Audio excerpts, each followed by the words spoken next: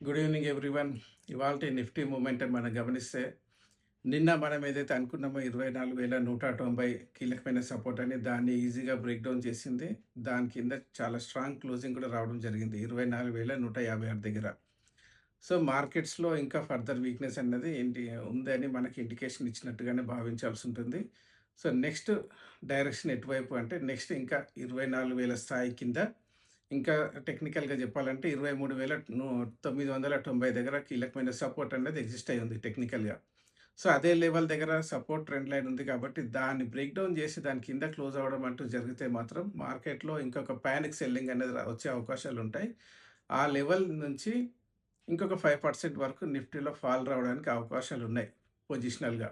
అంటే August month ending వరకు ఇంకా టైం ఉంది. సో, ఇంకొక 5% డిప్ అనేది మార్కెట్‌లో వచ్చే అవకాశాలుంటాయి. కాబట్టి స్టాప్ లాస్ అనేది మెయింటైన్ చేసుకోండి.